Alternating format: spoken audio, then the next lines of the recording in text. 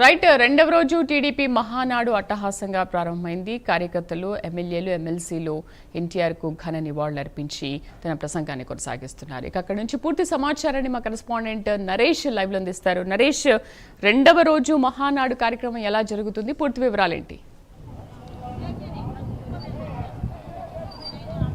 శ్రీదేవి, మొత్తానికి గడప గడపంతా కూడా పసుపు పండుగ రెండో రోజు కొనసాగుతుంది. ఈ నేపథ్యంలోనే ప్రస్తుతం మనం మహానాడుకు సంబంధించినటువంటి ప్రాంగణం ముందున్నటువంటి రోడ్లోనే ఉన్నాం. ఇక్కడ ఇప్పటికే వెహికల్స్ దాదాపు కూడా వేల సంఖ్యలో చేరుకుంటున్నాయి. మొదటి రోజుకు సంబంధించినటువంటి ఏదైతే ప్రతినిధులు ఉంటారో ఆ ప్రతినిధులకు సంబంధించినటువంటి మొదటి రోజు సక్సెస్ అయిన తర్వాత ఈరోజు రెండో రోజు ప్రధానంగా మహానాడుకు ఒక ప్రత్యేకత ఉంది. దాదాపు కూడా ఇటు ఎన్టీఆర్కి సంబంధించినటువంటి జయంతి వేడుకలు ఈ రోజు కొనసాగుతున్నాయి. ఈ నేపథ్యంలోనే కాసేపటి క్రితమే ఇక్కడ మహానాడు రెండో రోజుకు సంబంధించినటువంటి తొలితగా ఏదైతే నందమూరి తారక రామారావు జయంతి వేడుకలను కూడా ఇటు ఆయనకి ఘన నివాళులు అర్పించారు. ప్రస్తుతం ప్రసంగం కూడా స్టార్ట్ అయింది. ఈ ప్రసంగంలో పూర్తి స్థాయిలో నిన్న ఏదైతే 6 అంశాలు తీర్మానాలకు తీసుకొచ్చినటువంటి లోకేష్ సబ్జెక్ట్ ఏదైతే ఉందో ఆ 6 అంశాలకు సంబంధించినటువంటి వాటిపై క్షుణ్ణంగా కూడా ప్రజా సంక్షేమం అయిండొచ్చు. అదేవిధంగా ఇటు పేదరికం ఏదైతే పూర్తి స్థాయిలో కూడా 6 అంశాలకు సంబంధించినటువంటి పలు అంశాలను కూడా కీలకంగా తీసుకోబోతున్నారు. ఇప్పటికే జాతీయ అధ్యక్షుడికి సంబంధించినటువంటి ఎన్నిక ప్రమాణ స్వీకారం కూడా ఈరోజు 6 గంటల నుంచి 7 గంటల వరకు కూడా ఉంటుంది. ఇప్పటికే 30 సంవత్సరాలుగా ఉన్నటువంటి నారా చంద్రబాబు నాయుడు మరోసారి జాతీయ అధ్యక్షుల్లో కూడా ఆయన ఏకగ్రీవంగా కూడా ఎన్నిక కాబోతున్నారు. మరోవైపు వర్కింగ్ ప్రెసిడెంట్గా నారా లోకేష్ను కూడా ఈరోజు అనౌన్స్ చేస్తారంటూ కూడా ఒకవైపు ప్రచారం అయితే జరుగుతూ ఉంది. మొత్తానికి ఏదైతే టీడీపీ అధిష్టానం పూర్తి స్థాయిలో జాతీయ అధ్యక్షుడికి సంబంధించినటువంటి ఇటు ఏకగ్రీవంగా ప్రపంచవ్యాప్తంగా ఉన్నటువంటి తెలుగు ప్రజలందరూ కూడా టీడీపీకి సంబంధించినటువంటి జాతీయ అధ్యక్షుడు మరోసారి నారా చంద్రబాబు నాయుడు పగ్గాలు ఇవ్వడంతో ఒక్కసారిగా కూడా ఒక ఆనందోత్సవంతో కనపడతా ఉంది. అయితే ప్రధానంగా మనం ఏదైతే మహానాడు లోపల వెలుపలకు వెళ్తున్నటువంటి వాహనాలు రద్దీ ఒకసారి గమనిద్దాం, విజువల్స్ లో కూడా వెళ్దాం. ఏదైతే ప్రధానంగా ఇక్కడ చూస్తే దాదాపు 2 కిలోమీటర్ల మేర కూడా పూర్తిగా ట్రాఫిక్ జామ్ స్పందించిపోయింది. ఎక్కడికి కూడా మొత్తానికి ఎక్కడికెక్కడ కూడా ట్రాఫిక్ జామ్ అంతరించిపోవడంతో నిన్న మొదటి రోజు దాదాపు 5 కిలోమీటర్ల మేరకు కూడా 12 గంటల వరకు కూడా ఎమ్మెల్యేలు, మంత్రులు కూడా రాలేనటువంటి పరిస్థితి. ఎందుకంటే వచ్చేటువంటి వాహనాలకు ఎక్కడెక్కడ కూడా సుదూర ప్రాంతాలకు వచ్చేటువంటి వాహనాలు అంతా కూడా ఎక్కడికెక్కడ కూడా ఆగిపోయాయి. రూట్ మ్యాప్ అర్థం కాకపోవడంతో చాలా వరకు ఇబ్బంది పడ్డారు. అయితే ఈ రోజు తొలిటిగా కొంచెం వాటన్నిటిని కూడా సాల్వ్ చేసేటువంటి ప్రయత్నం చేశారు పోలీసులు.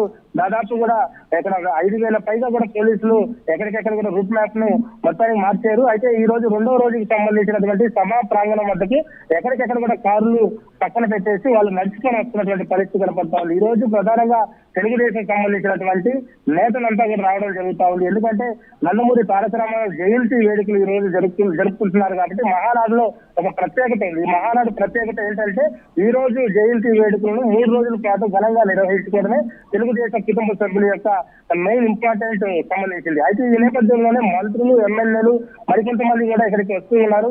మనం చూస్తే ఎమ్మెల్యే వాహనాలన్నీ కూడా ఒకటి వస్తా ఉన్నాయి. 10:30 స్టార్ట్ అయ్యేటువంటి ఈ యొక్క కార్యక్రమం దాదాపు కూడా ఇప్పటికే ఘన నివాళులు అర్పించిన తర్వాత ప్రసంగాన్ని కూడా స్టార్ట్ చేశారు. అయితే ఈ రోజు మొత్తానికి 6 మెయిన్ ఏదైతే జాతీయ అధ్యక్షుడికి సంబంధించినటువంటి ఎన్నిక ప్రమాణ స్వీకారానికి సంబంధించిన దాని మీదే అందరూ కూడా ఆసక్తిగా చూస్తున్నటువంటి పరిస్థితి కనపడతారు. శ్రమజీవుల కోసం, ఆ నాగలి రైతు కోసం సంబంధించినటువంటి 2 రోజులు కీలకమైనటువంటి అంశాలు ఏదైతే ఉంటాయో వాటన్నిటి మీద కూడా క్షుణ్ణంగా కూడా పరిశీలిస్తున్నారు. ముందుగా యుగ పురుషుడైనటువంటి ఎన్టీఆర్ గారికి ఘన నివాళులు అర్పించేశారు. తెలుగు జాతి విశ్వఖ్యాతికి సంబంధించినటువంటి అంశంపై మాట్లాడతారు.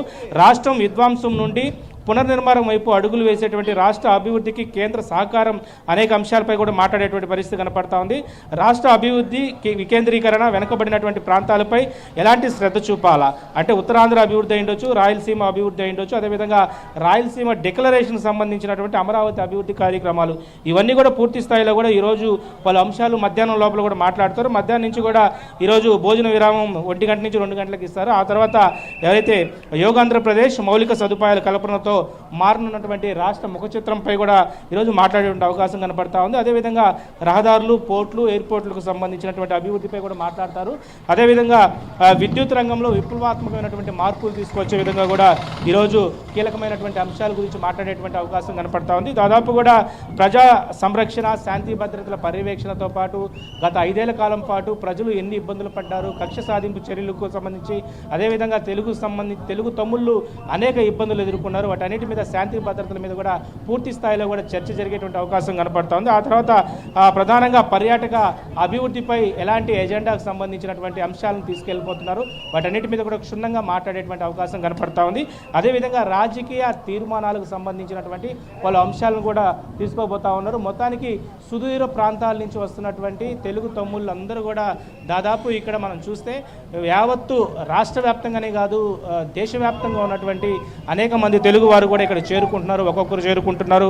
అయితే ప్రధానంగా జాతీయ అధ్యక్షుల వారి ఎన్నికల ప్రకటన ఏదైతే ఉందో దాన్ని పూర్తి స్థాయిలో 6 గంటల నుంచి 7 గంటల వరకు కూడా జాతీయ అధ్యక్షుడు నారా చంద్రబాబు నాయుడిని ఏకీగ్రహంగా కూడా ఎన్నుకోబోతున్నారు. దీనికి సంబంధించినటువంటి పూర్తి అధిష్టానం ఎలాంటి నిర్ణయం తీసుకుంటుందో మరి కాసేపట్లో కూడా మనం చూడాల్సిన అవసరం ఉంది. మరోవైపు జాతీయ అధ్యక్షుడు రేసులో ఇప్పటికే నారా లోకేష్ను తీసుకోవాలని చెప్పి పలువురు నేతలు, ముఖ్య నేతలు, యువ నేతలంతా కూడా ప్రతిపాదించినప్పటికీ కూడా అయితే రాష్ట్రానికి ప్రస్తుతం జాతీయ అధ్యక్షుడు ఏదైతే నారా చంద్రబాబు నాయుడు గత 30 ఏళ్ళగా ఉన్నారు, మరికొన్ని 2 దఫాలు కూడా ఆయన ఉంటేనే బాగుంటుందనే ఒక ఆలోచనతోనే ఈరోజు పూర్తి స్థాయిలో మరోసారి కూడా ఎన్నిక కాబోతున్నారు. మొత్తానికి పసుపు పండగ అయితే 2వ రోజు అంగరంగ వైభవంగా అయితే మహానాడు ప్రాంగణంలో కొనసాగుతుంది. Sridevi. Right Naresh, thank you.